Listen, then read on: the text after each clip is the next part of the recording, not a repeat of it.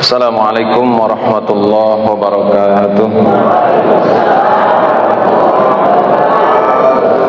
Bismillah, alhamdulillah, wassalatu wassalamu ala rasulillah Muhammad ibn Abdillah wa ala alihi wa ashabihi wa man tabi'ahu bi ihsanin yawmin hadha ila min akhir, amma ba'd.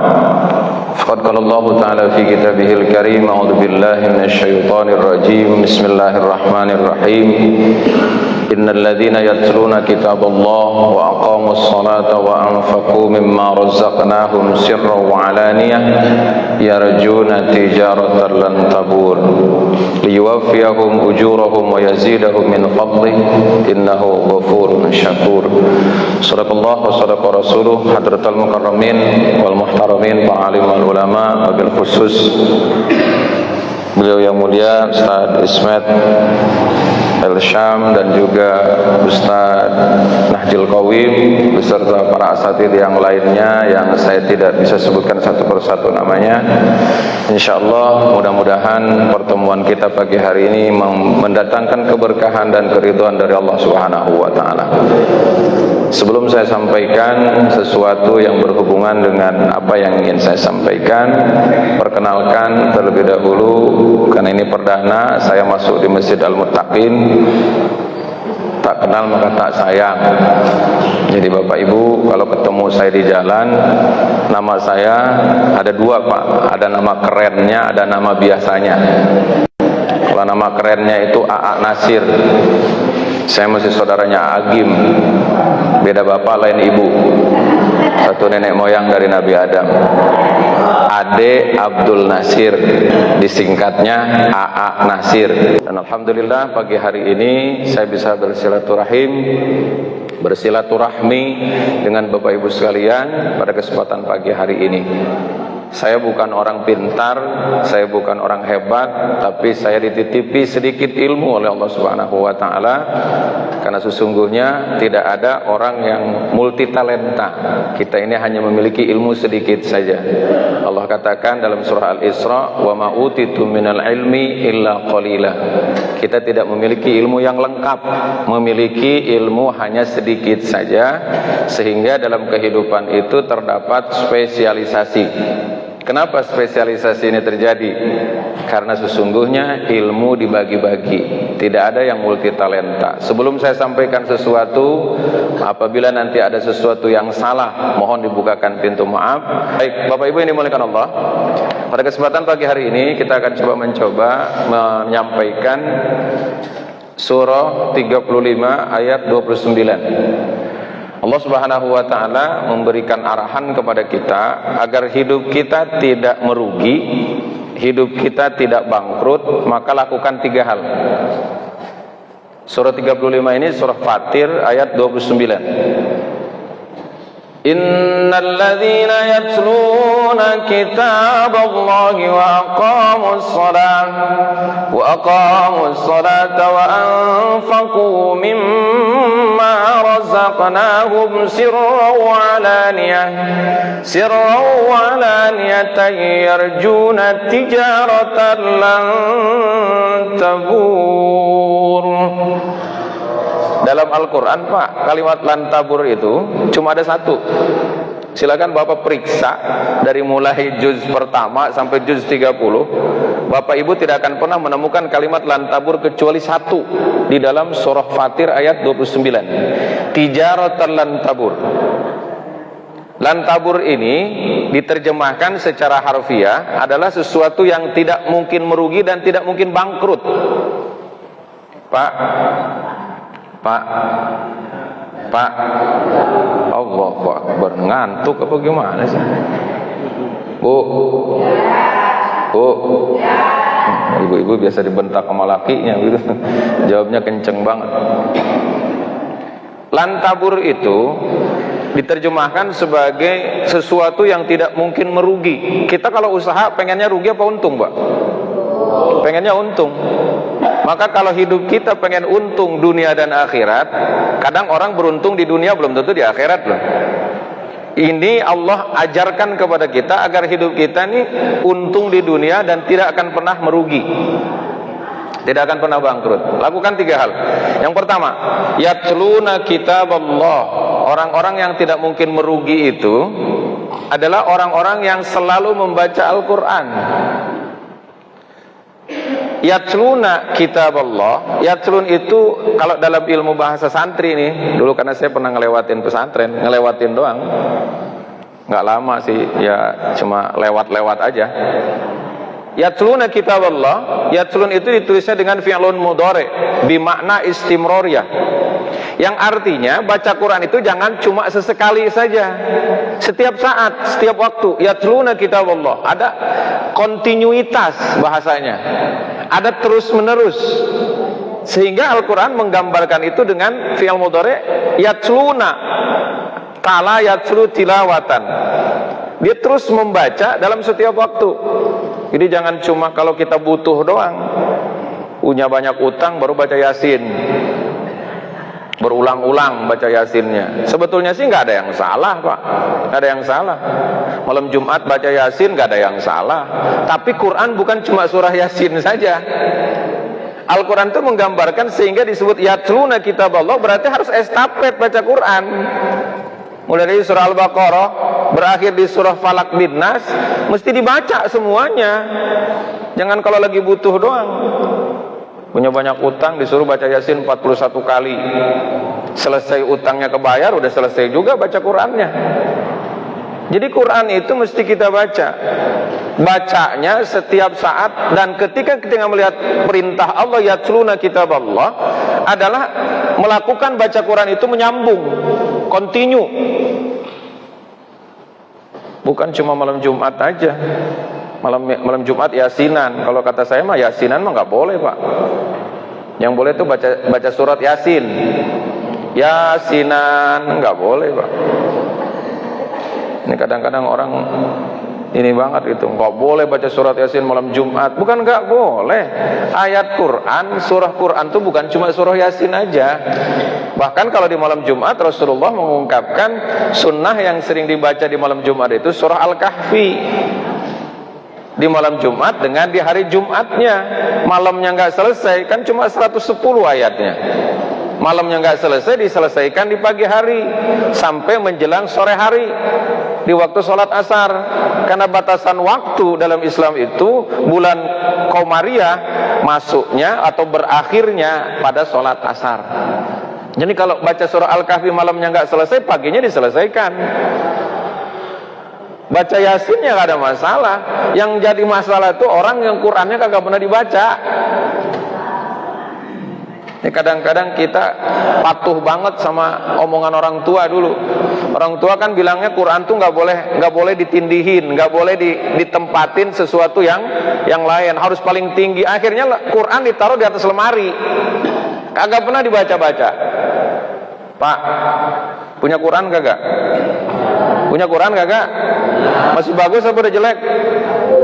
Kalau masih bagus berarti belum pernah dibaca. Taruh aja di atas lemari. Padahal Al-Quran itu semua petunjuk, Pak. Dzalikal kitabu la raiba fih hudal lil muttaqin. Al-Quran itu petunjuk sebetulnya. Cuma kadang-kadang kita, nah begini satu contoh, Pak. Kita ini kan produk Allah. Kita ini ciptaan Allah. Dan Allah itu membuat buku aturan, buku panduan, namanya Quran. Bapak Ibu beli kendaraan, ada buku panduannya enggak? Ada buku panduannya enggak? Terus buku panduannya diapain? Didiemin aja. Motornya hancur, Pak. Mobilnya hancur. Kenapa? Karena kita nggak ngikutin aturan. Orang yang bikin kendaraan itu punya aturan. Bagaimana mobil dan kendaraan yang kita miliki, yang kita beli ini biar awet, biar nyaman. Maka buka buku panduannya.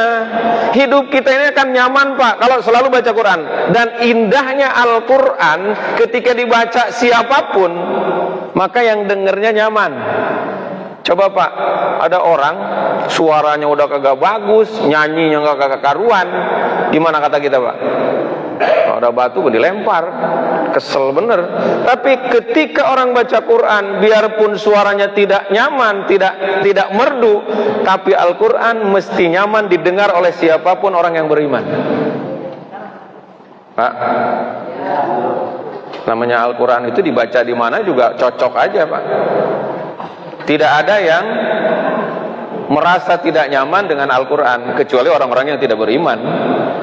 Baca Quran, nih berisik banget nih baca Quran, berarti dalam hatinya terdapat penyakit.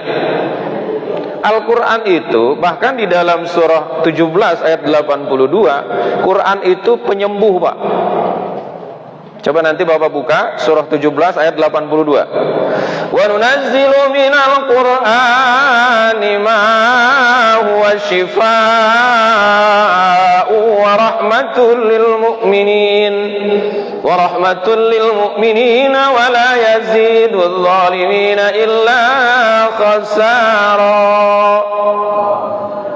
Wa nunazzilu minal Qur'ani ma huwa shifa. Lihat kalimatnya dalam Al-Quran itu kalimatnya diteliti dari ilmu apapun ketemu, Pak, hikmahnya. Kalau kita lihat wa nunazzilu minal Qur'ani ma huwa shifa. Shifa itu dalam bahasa Arab artinya sembuh atau penyembuh. Jadi Quran itu bukan cuma obat, Pak, tapi penyembuh. Kalau obat belum tentu menyembuhkan. Tapi Quran sudah jelas Allah katakan wa nunazzilu minal Qur'ani ma huwa shifa. Bagi orang yang membaca Al-Quran dengan terus-menerus kontinu, punya penyakit apapun yang sulit disembuhkan oleh lahiriah, maka dia akan sembuh dengan sendirinya. Saya punya cerita, boleh cerita? Sampai jam berapa ceritanya? Jam 8. Emang kuat? Kuat bayarnya. Enak bener Ustaz disiksa suruh ngomong sampai jam 8. Saya punya cerita, Pak. Sampai sekarang orangnya masih hidup di daerah Kemayoran, daerah Sumur Batu. Waktu itu saya kurang lebih sekitar tahun 2010, saya ngisi kajian Nuzulul Quran. Ramadan, 17 Ramadan saya ngisi kajian dan yang saya sampaikan adalah keistimewaan Al-Quran. Setelah saya turun, setelah selesai sholat taraweh, ada seseorang yang mendekati saya dan memeluk saya. Laki-laki tapi bukan perempuan. Kalau perempuan tiba-tiba meluk saya, saya lari. Lari mendekat apa menjauh? Kalau yang hidung belang pasti mendekat. Tiba-tiba dia memeluk saya sambil menangis. Dia bilang berbisik di telinga saya, Ustaz, saya yakin betul dengan apa yang antum sampaikan malam ini. Kenapa? Lalu saya tanya, emang kenapa Bapak? Kok bisa yakin banget? Saya ini Ustaz, ini tolong diperhatikan betul, Pak. Keistimewaan Al-Quran itu yang disebutkan oleh Al-Quran syifa, penyembuh, sembuh, Pak, bukan pengobat, bukan. Kalau obat, kenapa saya katakan kesembuhan itu yakin sembuh? Beda dengan obat. Ada orang yang punya penyakit yang sama, minum obat yang sama, yang satunya sembuh, satunya lewat ke Budi Dharma.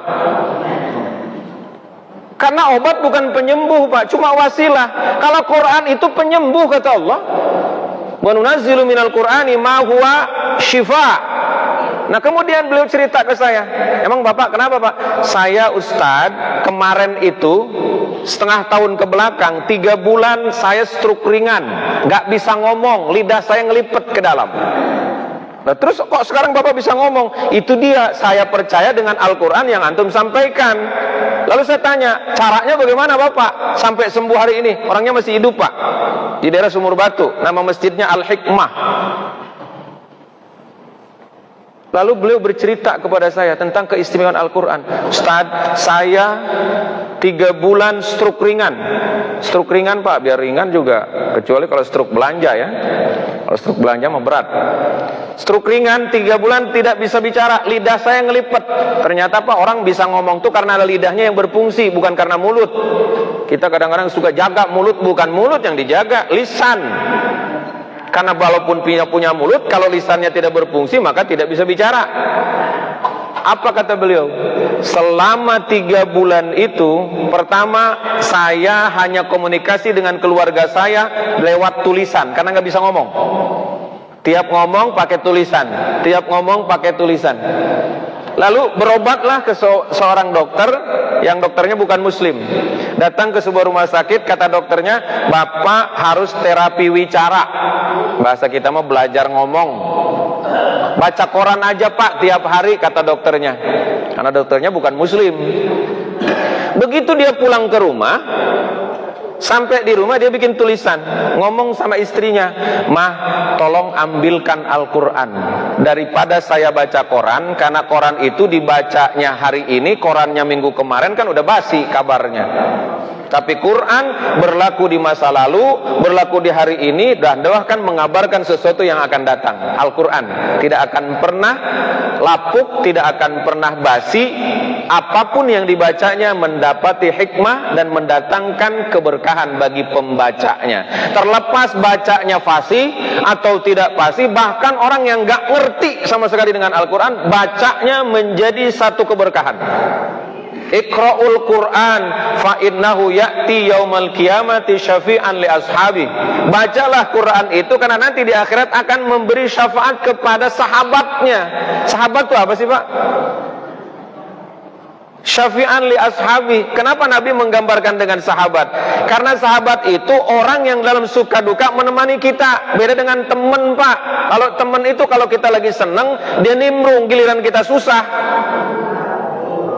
Hah? Bu? Ibu? Bu?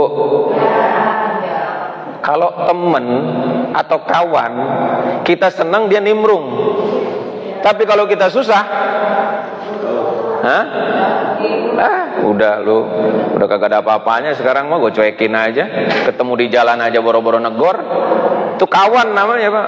Tapi sahabat, makanya di dalam sejarah perjalanan Rasulullah SAW, orang yang beriman dan selalu menyertai Rasulullah disebut sahabat. Terutama ada sahabat yang paling setia kepada Rasulullah SAW adalah Abu Bakar, Umar, Utsman dan Ali. Bukan berarti yang lainnya tidak setia. Maka disebut Khulafaur Rasyidin, yang kemudian meneruskan perjuangan Rasulullah SAW lewat tabi'in dan tabi'in semuanya. Beliau bercerita, selama 3 bulan saya Ustadz baca Quran. Terus apa yang diberikan Allah kepada saya? Pekan pertama suara saya belum keluar, kata beliau. Begitu dilanjutkan pekan kedua, mulai ada suara, walaupun saya sendiri kagak paham dengan suara yang saya keluarkan. Tapi saya yakin Allah akan menolong saya dengan membaca Al-Quran. Terus dia baca, sampai bulan pertama udah mulai jelas suaranya. Sampai sekarang orangnya masih hidup, Pak.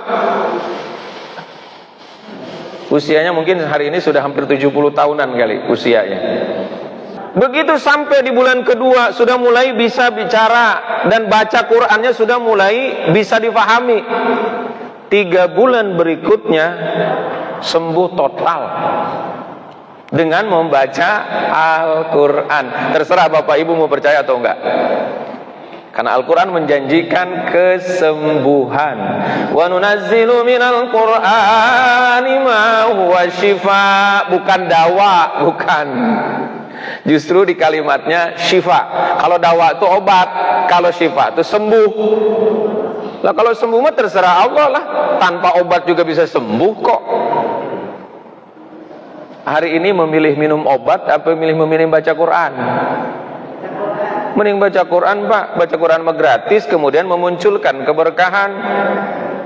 Dan kabarnya akan selalu berlaku setiap masa. Baca Quran dengan mengkonsumsi obat.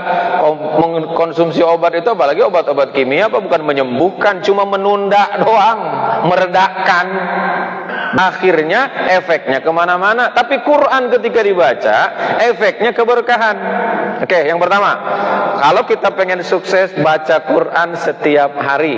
Yatluna kitaballah, estafet kalau bisa. Hari ini caranya gimana? Sebetulnya kita, Pak, berapa juz sehari, Pak, baca Quran, Pak? Hah?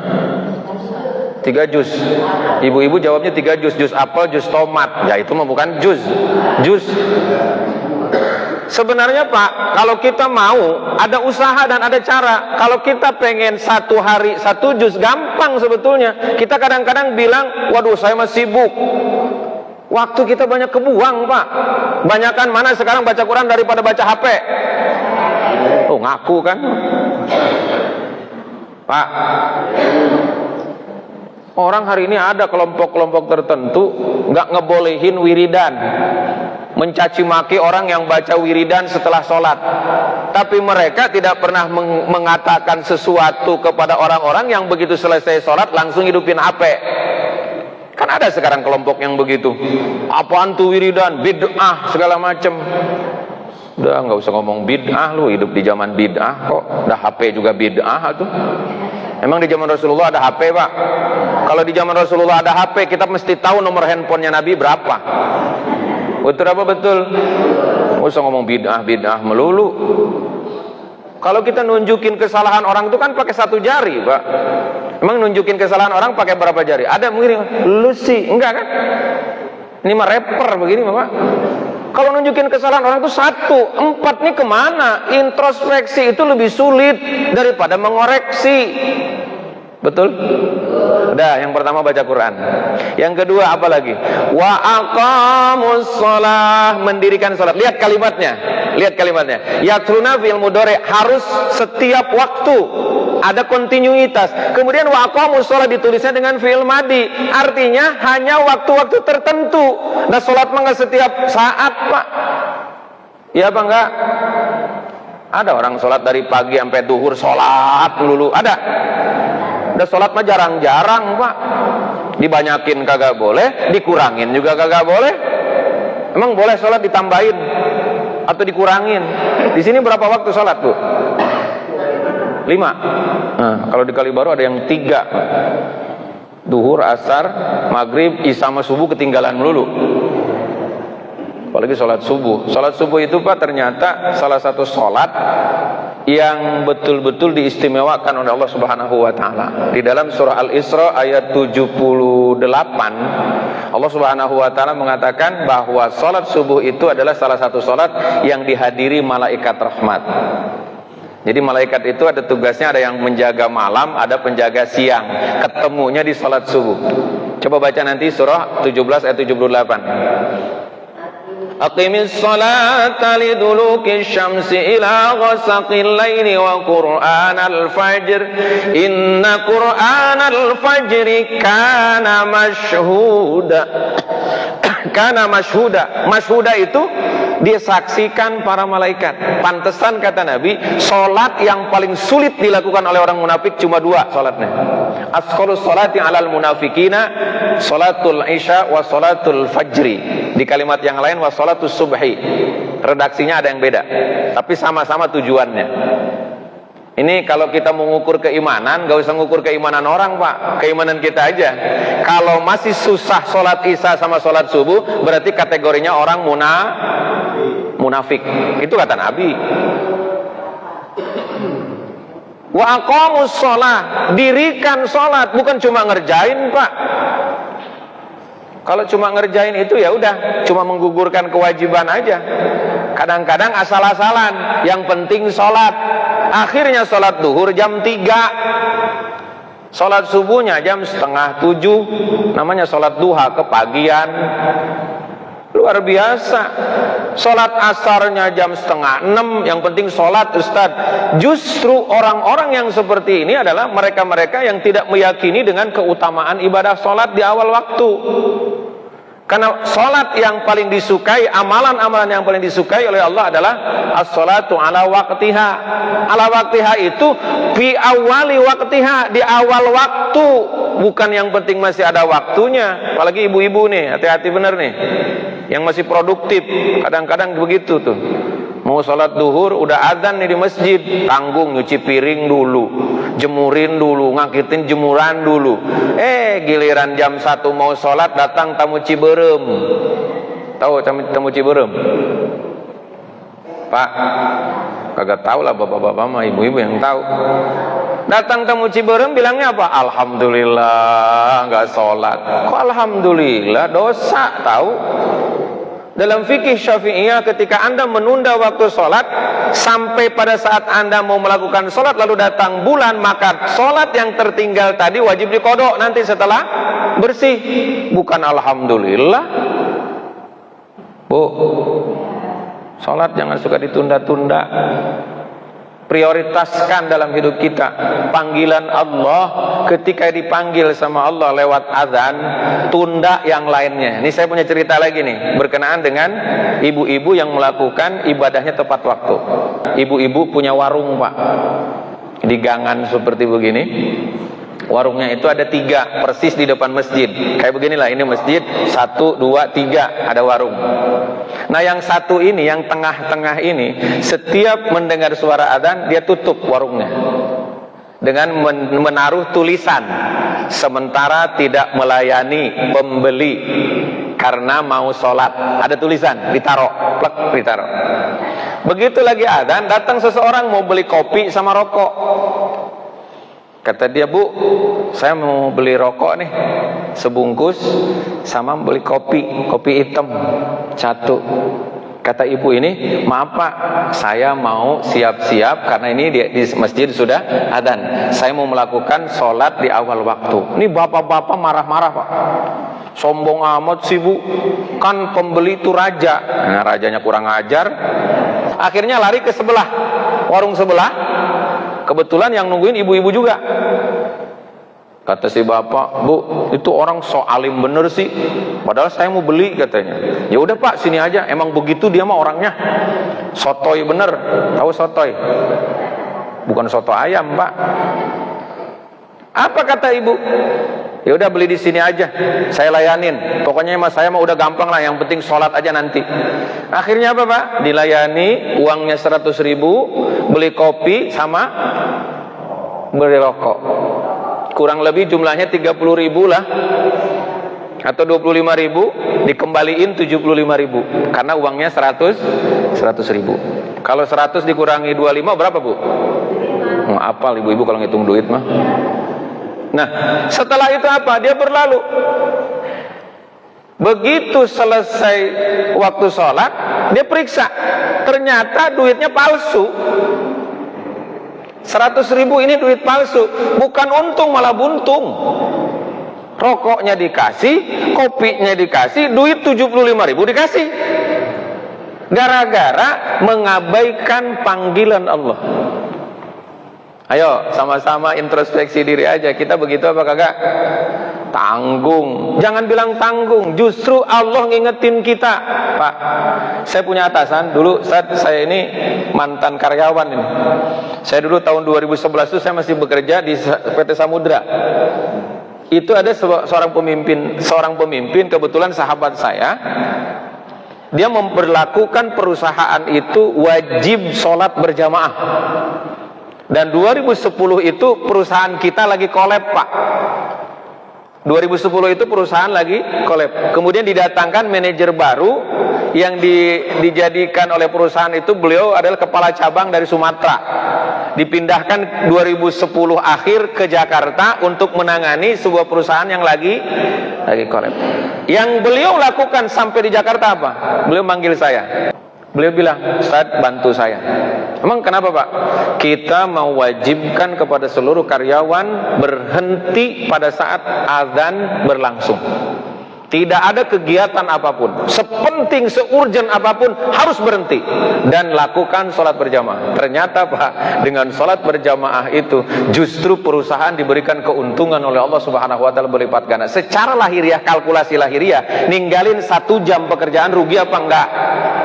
Rugi apa enggak? Tapi menurut Allah justru kau akan beruntung di situ. Ternyata selama 3 bulan dilakukan itu, kontainer yang dititipkan di perusahaan kami sebelumnya 50 unit itu 1 minggu susah banget, Ustaz. Begitu dilakukan sholat berjamaah dan tepat waktu, ketika azan berkumandang, semua karyawan diberhentikan dari kegiatannya. 1 pekan naiknya bisa 300%. 1 pekan yang tadinya 50 kontainer susah didapati, setelah dilakukan sholat berjamaah dan menunda waktu 1 jam untuk persiapan sholat berjamaah dengan istirahatnya, ternyata Allah kasih lebih dari 150 kontainer per pekan. Luar biasa, Pak. Sholat itu jangan dianggap enteng. Hari ini banyak nggak umat Islam yang nganggap enteng sholat 5 waktu? Banyak apa kagak? Bahkan maaf kalau ada yang tersinggung, di depan masjid saja ada juga orang yang kagak mau sholat. Kalau nggak masuk ke masjidnya, mungkin bisa jadi sholatnya di tempat lain. Ini maaf, di Kalibaru Pak, bukan di sini, bukan. Saya dari Kalbar Pak, jauh saya ini, bukan Kalimantan Barat, Kalibaru Barat. Sholat itu adalah hal yang paling penting. Jangan bilang yang penting sholat. Justru di awal keberhasilan kita, Al-Quran menggambarkan adalah setelah baca Quran, sholat 5 waktu. Yang ketiga, tidak kalah penting juga, sampai jam 6 Ustaz. Apa sampai jam 8 beneran? Kultum katanya, kuliah terserah antum, bukan kuliah 7 menit. Yang ketiga, kalau hidup kita pengen lancar, nggak bangkrut, nggak rugi, yang ketiga adalah wa anfaqu mimma razaqnahum, berinfak dengan apa yang Allah berikan kepada kita, sirron, baik secara sembunyi-sembunyi, wa alaniyatan atau terang-terangan. Dua-duanya boleh Pak. Jangan tulis namalah hamba Allah aja tapi diumumin. Ada cerita itu Pak di Cilincing sana. Jadi setiap kali ada yang nyumbang itu biasa kan sama pengurus masjid diumumin Pak. Dikasih catatan di tembok karena masjidnya lagi direnov. Yang atas Haji Ahmad 500.000. Yang kedua hamba Allah 5 juta. Ah, diumumin tuh. Lagi ngumumin sholat Jumat ada yang bisik-bisik berdua.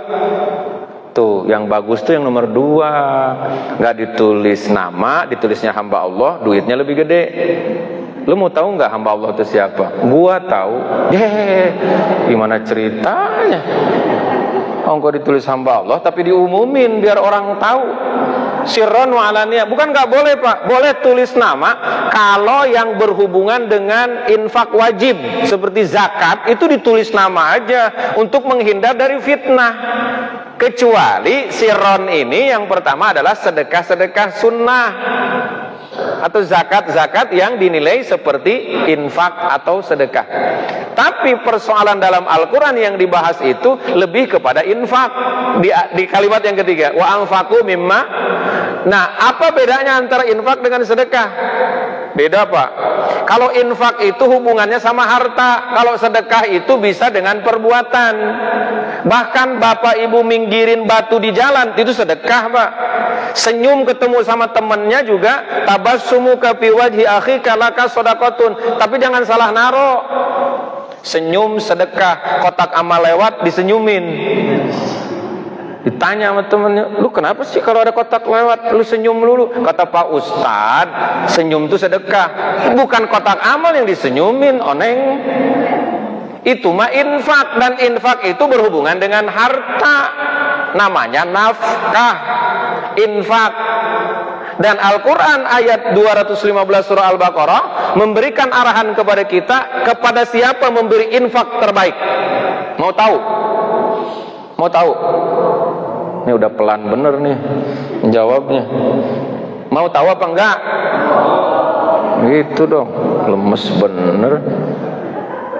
Kata Al-Quran, nanti buka surah Al-Baqarah ayat 215, lembar sebelah kanan baris kedua dari bawah. Yang mudah-mudahan belum pindah, masih di situ ayatnya. Kalau saya kan bukan Adi Hidayat Pak, namanya doang agak mirip-mirip. Kalau sono Adi, sini Ade. Makanya hafalannya juga kalau Adi Hidayat 30 juz, kalau ini juz 30. Yang penting ada juz, ada 30-nya juga lah, biar nggak ketinggalan banget gitu. Yas'alunaka madza yunfikun qul ma anfaqtum min khairin falil walidaini wal aqrabina wal yatama wal masakin wa ibnis sabil. Infak itu kepada 5 kelompok yang paling utama. Yang pertama, siapa yang harus dikasih infak? Ibu bapakmu. Ini kadang-kadang sama orang tuanya pelit, sama orang lain dermawan, bener. Di sono Pak, di Kalibaru. Bukan di sini, bukan. Di sini mah kagak ada. Kagak ada yang beda. Jangan-jangan lebih parah lagi di sini. Sama ibu bapak kagak mau ngasih, sama orang lain kagak mau ngasih. Kadang kita dermawan sama orang Pak, maaf. Tapi sama ibu bapaknya pelitnya, naudzubillah. Apalagi sama mertua, Allahu Akbar. Di kalimat kedua apa kata Al-Quran? Wal akrobin. Akrobin itu kata Imam Nawawi adalah ibu mertua, bapak mertua. Kerabat terdekat yang nomor 2 itu yang harus dikasih adalah ibu bapak mertua. Kenapa kita harus berbuat baik sama seperti kepada ibu bapak? Karena kita sudah diberikan anaknya yang selama ini dia banggakan dan dia didik. Bu, ibu, ibu punya suami cakep, tampan, ganteng kayak Pak Ustadz lah. Misalkan, kenapa begitu bu? Ya namanya laki-laki masa dibilang cantik. Ibu mendapatkan suami soleh, suami sukses itu bukan karena ibu, bukan karena orang tua suami ibu. Begitu juga kita punya istri cantik, solehah, bukan karena kita keberuntungannya, karena mereka yang dididik sama ibu bapaknya. Sehingga kita berbuat baik sebelum memberikan kepada orang lain, maka ibu bapakmu, ibu bapak mertuamu. Pak, pada diem semua. Jangan-jangan sama mertuanya pelit. Ya, banyak. Yang mana Pak orangnya Pak? Luar biasa, di Kalibaru ya.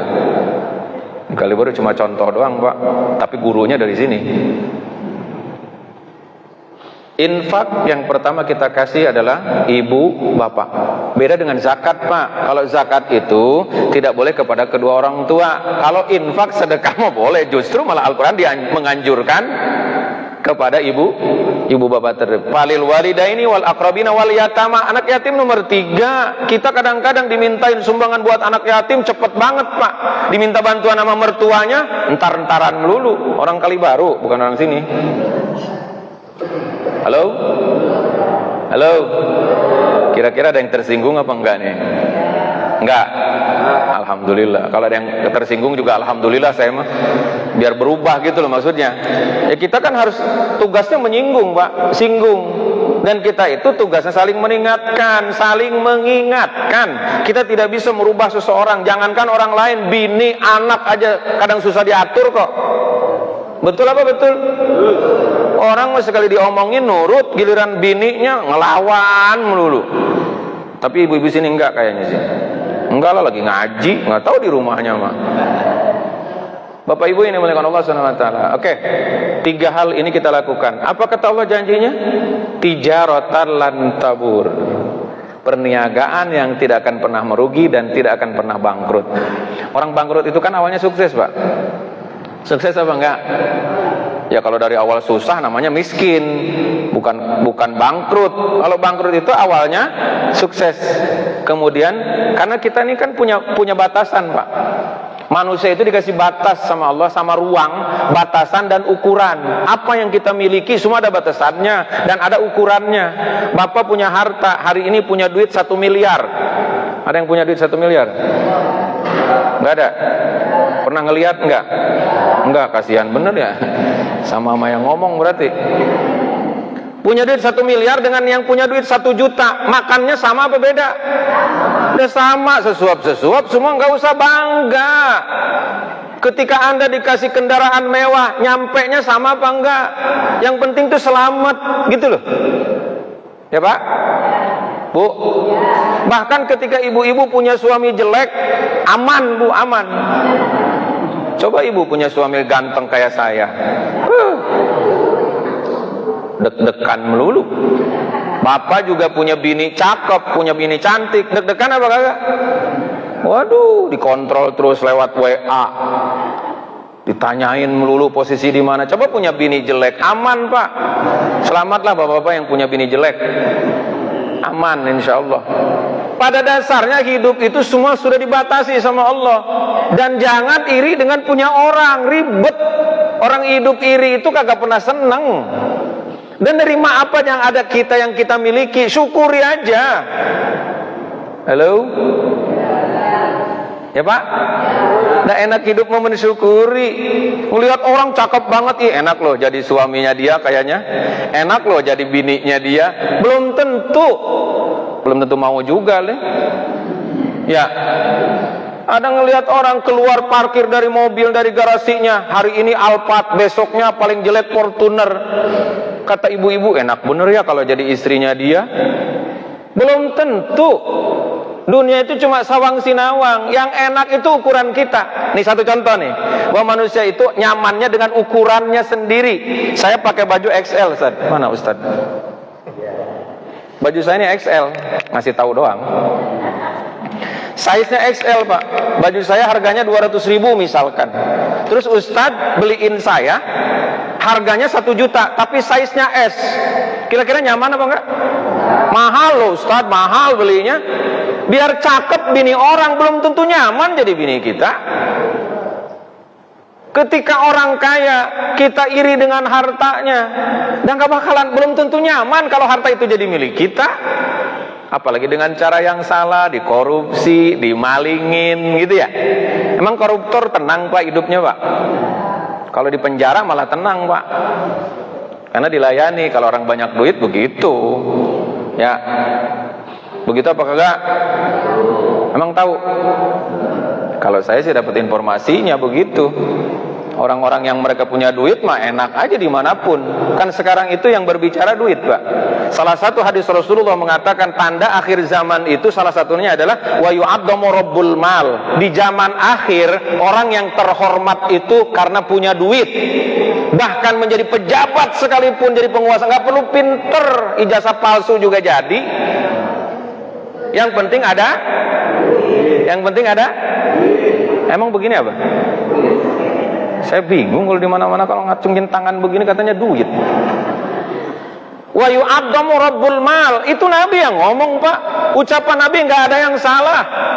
Karena informasinya dari Allah yang maha benar. Ma yantiqu 'anil hawa in huwa illa wahyu yuha.